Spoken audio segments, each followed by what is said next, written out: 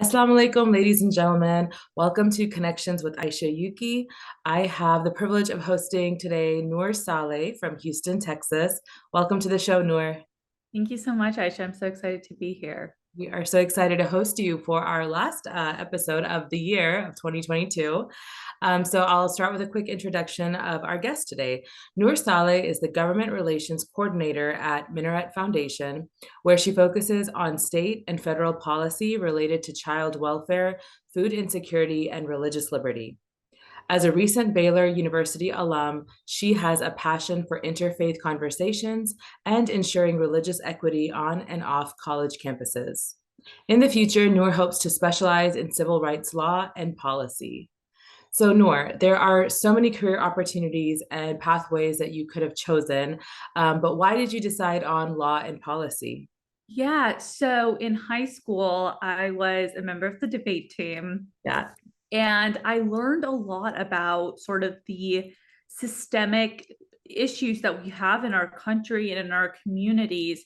And from there, I really wanted to make a difference that was beyond just empowering myself. I wanted to ensure that there was more systemic and wider change that could take place. And I really found that in policy. When I first started in policy, I didn't know I was going to love it as much as I did. Mhm. Um, I always thought of policy and law as two very separate fields. Okay. But, once I got involved in it and I started learning more, I realized how interconnected they are. So for our viewers that might not understand the difference, because I think law pretty much people understand, it's like your rules and regulations. How would you define policy and how like what distinguishes the two for you? Yeah, I think when I think of practicing law, I think about being in a court or just doing research and that sort of work. But when I think about policy, I really think about the advocacy and lobbying arm of organizations and corporations. And the two are interconnected in some ways because many advocates are also lawyers and vice versa. Many lawyers are advocates in courts and for their clients, but yeah, I just didn't realize how interconnected the two fields were when I first started here at Minaret. Sure. So, what are some policies and causes that you are most passionate about, and what are also some common misconceptions about those areas of policy? Yeah, I really love child welfare policy, and I also really, really love religious liberty policy. I think when it comes to child welfare, what we do at Minaret Foundation for our child welfare slate, it's pretty Mhm. expansive. But my specific child welfare policy that I've been focusing on is called No Kids in Cuffs. And so it looks at the restraint of really young kids in schools across Texas and across the US. And for me, that was just so important to realize that these really young kids are being hurt in schools. And Mhm. how can we, help liberate them from that? And then on the other hand, with religious liberty, I went to Baylor University as an undergrad. Mhm. And, being at Baylor, I really understood the importance of religious liberty and religious equity on college campuses. Baylor is a conservative Christian campus. Mhm. And I got the opportunity to minor in civic interfaith leadership. Okay. And so a lot of times people think that religious equity and religious liberty is forcing religious will on folks, but it's Mhm. really, really the opposite. It's just allowing folks to have the opportunity to practice their faith in ways that their faith deems fit. I see. So I'll come back to the kids in cuffs because I do have some questions about that. But in terms of, you mentioned, your college experience and it being a very conservative environment. For viewers that might not be from Texas and are like more East Coast, West Coast, more liberal parts of the country, like how would you, like what types of experiences there made it different? I mean, I remember when I was at SMU several years ago, I heard that they weren't allowed to have it in like a Muslim Student Association or an MSA. Has that changed, or is that still the case? No, that is still the case. So on Baylor's Wow. campus, you cannot have an MSA or any other religious organization other than Christian. Okay. Um, and and that has caused some difficulty, but thankfully there are interfaith groups on campus that help Mhm. students who are non-Christian, and I've had really great experiences being able to help those students. The organization I'm part of, Better Together BU, put together Ramadan suhoor boxes for students on campuses in the dining halls in the chief chef on campus actually helped us Oh, create those wow. and was really, really motivated in doing that. And the entire month of Ramadan, she came up with special recipes and stuff that really Wow. were derived from the Arab and Southeast Asian sort of continent. And that was really great to That's see. great. So it's kind of like you'll have a workaround, and maybe that's not the platform that you use, but there is still support from the campus. But yeah, Yeah. it is still interesting that that's something that we some of us, I mean, most of us probably take for granted, right? It's like you go to college, you join MSA. So moving back to the policy that you mentioned, kids in cuffs. So that is something. Actually, I have heard of the initiative. I've also seen some unfortunate footage from like middle schools, a lot of times middle schools, high schools. What have been, I mean, are there any cases that you can speak to maybe that have really like piqued your interest in this cause? Yeah. So one of the first cases that I actually read about is the one that sticks with me the most. And it's of a young boy. He was 7 years old. His name was Yosio Lopez out of Dallas Independent School District. Okay. And Yosio was diagnosed with ADHD and a mood disorder early on in life. And those diagnoses were well known to the staff in the school.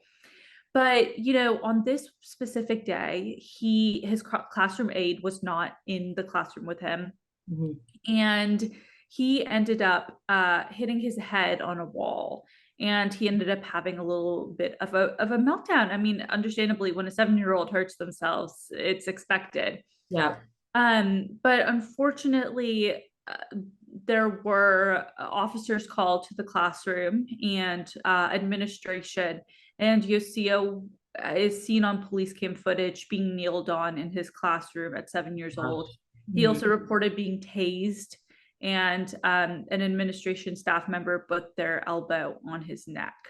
Mhm. And Yosio again was 7 years old. He's a very small little boy. And I think that story really sticks with me because it really just shows how, unless a child has their safety person in that classroom with them, Yeah. there's no knowing what's going to happen. Right. Right. And it was one of the first stories I've ever read. And every single time we go through this work and every single time we go to a meeting, I just really think about Yosio. Yeah. He was actually hospitalized for a week after that incident with suicidal ideation.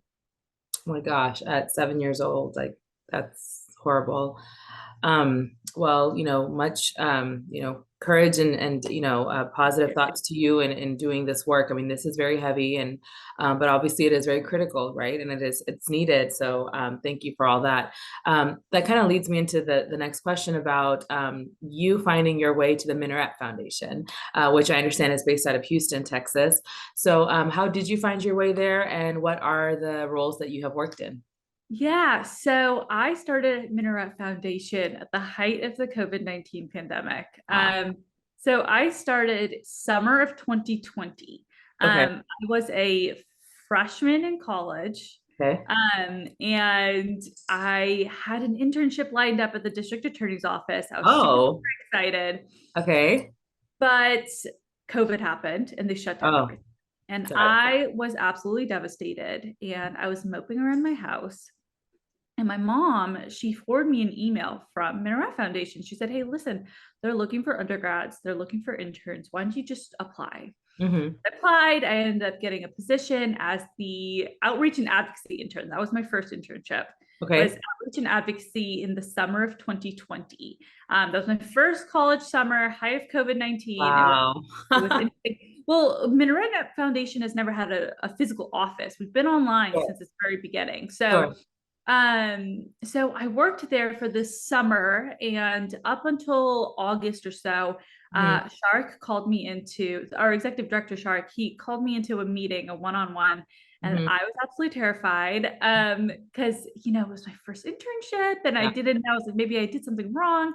But he asked me to return back to the organization as senior government relations intern in the fall Mhm. and then take on the role of government relations coordinator in spring of 2021. So that senior government relations intern, that role basically was preparing me and training me to take on that role of government relations coordinator. And so I did that one semester in the fall of senior government relations intern. And then in January of 2021, I officially took on the role of government relations coordinator, and we focused specifically on state and local policy at that time. And Mhm. then the summer of 2021, we started kind of moving forward with federal policy. And then Okay. instead, we've been focusing on local, state, and federal. Awesome. That's amazing. Well, I mean, I know that your executive director does think very highly of you because you were recommended, for this interview, and we're so glad that we are getting to meet you, because definitely, they see the next generation of Muslims and Pakistanis and Texans as the future, and that's fairly awesome. So, what has been, I guess, your most favorite, and also maybe the most challenging aspects of policy work for you? Yeah, I think my most favorite is building those connections with folks. I really love the ability to reach out to a specific office that might have a certain public perception as being, too liberal or too Yeah. conservative or too neutral, and sitting Mhm. down with them and really getting to know them and their staff and just connecting with them on more of a personal basis than Mhm. just a policy, legislative, sort of political basis. I Mhm. think that's just been really special because afterwards we really come out of those meetings understanding that, some legislators are passionate about one specific issue. And when we encounter that issue, we give them a call and we tell them, hey, listen, there's this policy coming up. And other ones, we know that they're passionate about another issue. And so it's just so wonderful to see them as people and not just as political sort of pawns. And Yeah. that's been absolutely incredible. I will say that the most difficult part of policy is when you're advocating for a specific Mhm. position and you get that pushback from folks and you're trying Mhm. to figure out like where exactly that pushback is coming from, how can we go about it. That Yeah. part can be difficult, but it's always really exciting to kind of strategize and sit down and have some really difficult conversation with folks, and again Yeah. just getting to know people on a personal basis. Yeah, I mean, I would say that, policy work is, I don't know if necessarily there's an introvert versus extrovert like personality component, but I mean, I've got to say, I'm sure that there is probably an entire discipline that could be made over, the psychological elements of like relationship building and knowing like, what to say, when to say, and all of that. So, have you experienced that, like in terms of just having to like, kind of strategize on like what your next move is going to be? Definitely. It's something that I am really grateful I started in high school with debate, just like kind of Right. being able to think on my feet and just know what's going to happen next. Right. Um, but it's definitely a skill that I've developed, and I've really watched our executive director in meetings when I was an intern and really tried to mirror, what language are we using? There's a lot Yeah. of rhetoric that goes into policy. And my discipline in undergrad is focused on rhetoric. And so Okay. I've really, really used that in our advocacy and legislation, is just making sure that our rhetoric really aligns with our mission and aligns with what we're advocating for and Mm. does not accidentally hinder anything of the sort. Excellent. So you mentioned connections and making connections, and the show is called Connections. So my next question is a little bit of a deeper dive into that. So how does your work at the Minaret Foundation involve making these coalitions and partnership building, and maybe what have been some success stories from that? Yeah. So for every single one of our policies that we have at the local, state, and federal levels, we have a coalition that is behind that supported that from its conception. Mhm. So for me, my first policy I ever worked on at Minaret Foundation is no kids in cuffs. And so it's kind of like my own Yeah. personal baby. That policy is just something that's always going to stick with me. And so we've had the No Kids in Cuffs State Coalition since the 87th legislative session here in Texas, which has been absolutely incredible. And many members of that coalition have gone on to join our national No Kids in Cuffs coalition, which has supported our resolution at the federal level, called the No Kids in Cuffs Resolution, or HRES 1487. Mm. And so that for me has been the number one success story when it comes to making connections, is seeing folks across the country work across the aisle and really come together on this one issue. It's really incredible to see in our meetings folks from California and New Jersey and Georgia and Texas and Minnesota. Like, Yeah. we even have folks from Alaska in our coalition. Really? Wow. Yes. And That's so to have everyone come into that one room and talk about what they're seeing on the ground in their states and what does it really look like, for them in their sort of advocacy realm. It's just been really exciting to see that all come together. And we're able to learn so much when we have Right. such a diverse coalition. Right. And I think that's one of the benefits of, being in the political landscape here in the United States, right? So like as next generation Muslims and Pakistanis, like, getting to work with so many different people that are so different from you in so many different ways. But at the end of the day, you still have that uniting factor, right? Where people, believe in the fundamental values of this country. But then you even have like literally two major parties that we all follow the same constitution, but there's completely different interpretations of like a text, right? And so I think that's really what makes the landscape of policy so exciting. So kind of coming back a little bit more to our Texas, climate and our conservatism, and we obviously just had our midterm elections. How has working in a conservative political environment in Texas been, as a Muslim American law student, up and coming lawyer? Yeah. So I grew up north of Houston. I grew up in the Woodlands. Okay. Um, and that is very conservative. It's a very conservative area. And then I went to Baylor, which is also very conservative.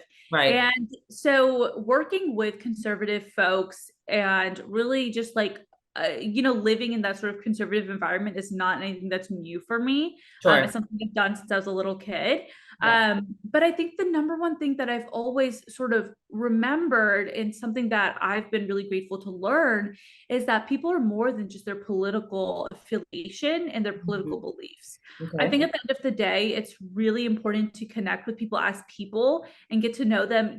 What experiences have you had in your life that have shaped you to believe, politics works in a certain way, Mhm. or certain things are the way that they are, or systems? That to me has been really important.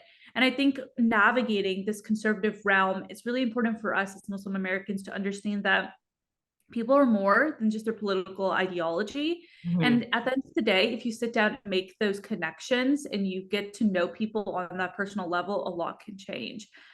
Something that I learned in my civic interfaith leadership education here at Baylor is that there's something called the My Pal Al effect, the Okay. sociologists have kind of discovered.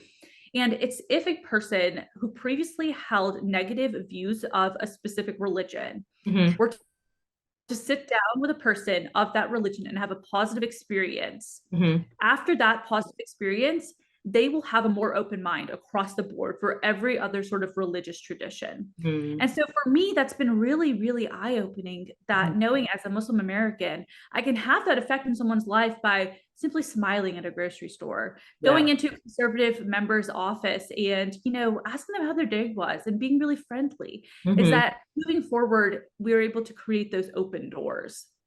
That's really important. I mean, I don't know a lot of organizations that really internalize that piece. So how have you all internalized it, and how are you bringing this understanding of how to navigate the political environment to the larger Muslim American community? Like, what types of trainings and kind of education are you providing? Yeah. So what we do as specifically just in the organization is that we have a rule that we will meet with anyone. Okay. That means that no matter how far right or how far left you are, we are willing to sit down and have a conversation with you. Mhm. And that's been really important to us because that's what builds those relationships. As Mhm. far as education for the Muslim community, we're always looking to do, we're actually starting up an advocacy day in February of next year Okay. for Muslim Americans to get to the Capitol here in Texas and to learn about what advocacy looks like. And Mhm. we're always hosting sort of webinars and events online that really help exemplify what it looks like to work across those boundaries and barriers. Excellent. That's amazing. So, just wanted to ask a little bit more about our policymakers and your experience working with various legislators. It's always interesting to get some insider information on like how these different people interact with their constituents once they get into office. So, who are some of the policymakers and legislators that have had a positive impact on you, or people that you have met with that have the greatest service leadership qualities? I always think of a couple of folks here in Texas and also at the federal level when I think of, absolutely incredible advocates. In Mhm. Texas, I really think of Representative Lacey Hull, who's out of Houston. She's been our champion for No Kids in Cuffs, and she's been absolutely incredible. When No Kids in Cuffs was out on committee, and we were up in Austin, she was working so hard to ensure that No Kids in Cuffs becomes a priority on everyone's platform. Mhm. I also think of Representative Donna Howard out of Austin, who does just incredible work for women and domestic violence survivors in Texas. Um, just every single one of her bills that I read through and meeting with her personally and her staff, I can really see that passion run through her. And at the federal level, I really think of Congresswoman Sylvia Garcia out of Houston, who's been our champion for No Kids in Cuffs as well. She's been an absolutely fierce advocate for these children. And even when she was in the Texas Senate, she was advocating for restraint policy and at the federal level as well. Tony Cardenas out of California as well, and Adriano Espaillat out of New York. They both have just been absolutely incredible advocates for children and child welfare policy as well. So I think those are the main few that I always think of, and they really inspire me when it comes to policy.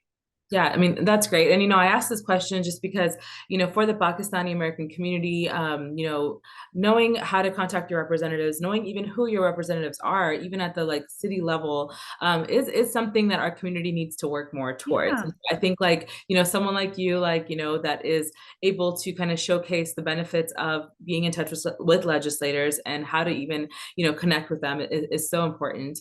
You mentioned one of the legislators is doing some work in domestic violence. So I quickly want to divert a little bit to that topic. It is something that we've covered on a few shows here on Connections, but unfortunately, it is a prevalent issue in our community, especially in the South Asian community, Pakistani's Muslim community, to the point where we've had. I know in Houston actually there was a domestic homicide, and it did get some coverage, and there have been a couple of other cases nationally that got national attention as well.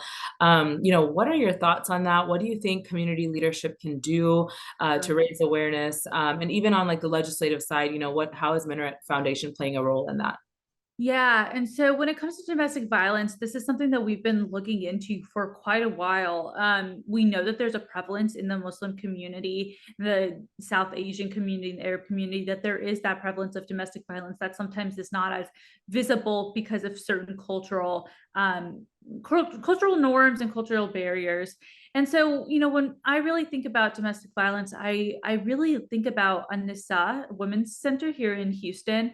It's an organization that I've actually grown up with, Okay. volunteering at, and just knowing so much about their mission. Mm. Minaret Foundation specifically, actually, we just announced that we'll be working with An-Nisa in this upcoming Texas legislative session on a domestic violence policy that ensures that judges are getting that training about domestic violence, even if they don't see domestic violence cases, which is Okay. extremely, and that's the most important part of that policy. Mhm. Because we know that domestic violence leaks into different aspects of our life. It's Yeah. not just that, you're going to court for domestic violence charges. It's Right. also that person who has a DUI charge or Right. DWI charge. What led them to that? Can we identify as judges, as lawyers, as attorneys, as DAs? Can we identify those domestic violence indicators while they're there for a DUI or a DWI or a possession charge? Okay. And so that for us is really important in this upcoming legislative session to address domestic violence. So currently, like family law judges that don't deal with domestic violence issues, they don't really have any sort of training that's required of them. Um, Yeah, so currently judges are liable to take domestic violence charges or training, but they can sign an affidavit that says basically, as a judge, I don't see any domestic violence cases, so therefore I am exempt from this training. I see. But we know that they are seeing victims of domestic violence, even if they're not dealing with the cases specifically. Sure, sure. Okay, interesting. Well, good luck to you on all of this work. For our final question of the show, I would like to ask, what advice would you have for the Pakistani and Muslim American community looking to lobby their local, state, and federal representatives on issues that matter to them? Yeah, I think there's two main things. The first would be what is your intention? I Mhm, think that's something that as an organization that's Muslim led, we think about quite often. And mhm, that's something I think about and I reflect on often is what is my intention? mhm, And lobbying and advocacy, it might seem glam and glitzy and you're talking with all these politicians, but the reality is that you've got to set aside your ego when it comes to doing advocacy work. mhm, And just, clarify your intentions with yourself that at the end of the day, you are advocating, you're lobbying, you're getting in touch with your representative to create change and mhm, to fight oppression at some level. mhm. But when it comes to actually doing the work, I think the most important thing is to be confident in your abilities. I think sometimes it's really easy to get imposter syndrome when it comes to sort of Yeah, advocating, lobbying, anything of the sort. But it's just really important to take that step back and really just assure yourself that you are capable of expressing yourself and what you have to say is important. excellent. Well, thank you so much. This has been such an informative session. So great to learn more about the Minaret Foundation. Do you have a website that you want to share for our viewers? Yeah, they can always learn more at minaretfoundation.com or nokidsincuffs.com is actually where all of our No Kids in Cuffs sort of materials are. Excellent. Well, thank you so much for your time today. Thank you to all of our viewers for tuning in. Wishing everyone a very happy new year and inshallah see everyone in 2023. Thank you. Assalamu alaikum.